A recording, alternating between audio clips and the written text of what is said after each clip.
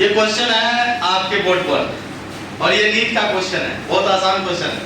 आप कहोगे सर ये क्वांटम नंबर के बारे में है, तो देखिए क्वेश्चन को पहले पढ़ते हैं कि which of the following is not permissible arrangement of electrons in an atom.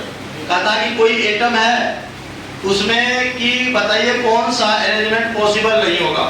अभी मैंने आपको बताया था NLMS,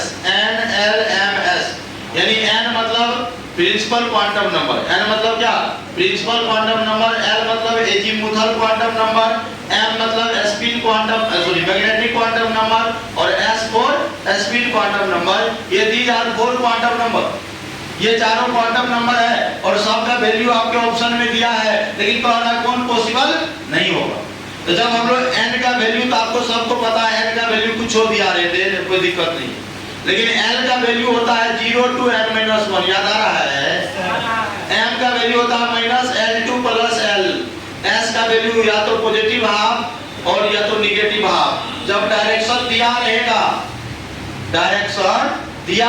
तब अपवर्ड एरो रहेगा तो +1/2, डाउनवर्ड एरो रहेगा तो -1/2 होगा। लेकिन भाई साहब यहाँ पर देखते हैं, फर्स्ट ऑप्शन को टिक करते हैं, n का वैल्यू 5 है, l का वैल्यू 3 है, तो हम सबसेल के लिए बताए थे s के लिए l का वैल्यू 0, p के लिए 1, d के लिए 2, f के लिए 3 नहीं बताए थे। तो यहाँ बोलो l = 3 है, f पक्का लिख सकते हैं, 5 तो पॉसिबल है। और वैल्यू को देख लेते हैं, l का वैल्यू 3 है तो m का वैल्यू क्या हो सकता है -3 to +3, -3 से +3 तक के बीच में होगा। -3 -2 -1 0, क्या 0 आएगा? बोलो हाँ आएगा। s का वैल्यू हम बोले ये दोनों में से कोई ले सकते हो, ये हमारा सही है, ये हमारा क्या है। अब इसमें देखो n का वैल्यू 3 है, n का वैल्यू क्या है, l का वैल्यू चेक करो, l का वैल्यू तो 0 to 3 - 1 तो 0 to 2, तो 0 से 2 में 0 1 2 कुछ भी हो सकता है, तो यहाँ ऑप्शन में 2 है तो चलेगा। m का वैल्यू क्या -3 हो सकता है।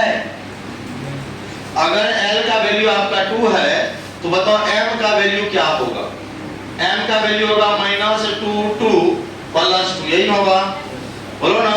तो -2 से +2 में क्या होगा, -2 -1 0 +1 +2 होगा। तो बताओ भाई क्या -3 आएगा?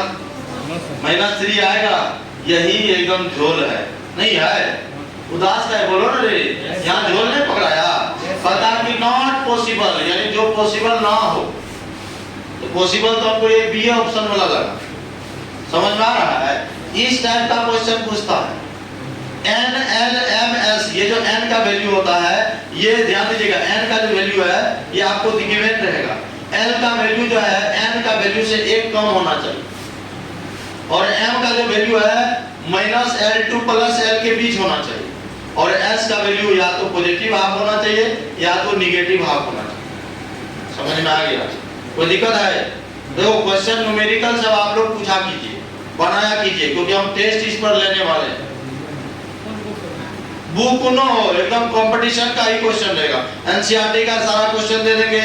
आईआईटी में अभी तक में 34 साल का जितना भी पूछा गया है, जब से आईआईटी शुरू हुआ है तब का, जब से नीट शुरू हुआ तो अब सब क्वेश्चन आपको कराएंगे, लेकिन आपको कॉन्सेप्ट क्लियर होना चाहिए। आज आप जाइए अच्छा से पढ़िएगा, लेकिन घर में जाते यही तो नहीं पढ़ते। इहो एगो बात है, चलो सेटिंग गेटिंग रहता है, एगो बात है, ये सब का सेटिंगो गेटिंग नहीं है, मतलब घर में जाके पढ़ वो नहीं करता है। इच्छा क्या है, सेटिंग गेटिंग कर लो, हम जो पढ़ाई लिखाई तो नहीं करोगे,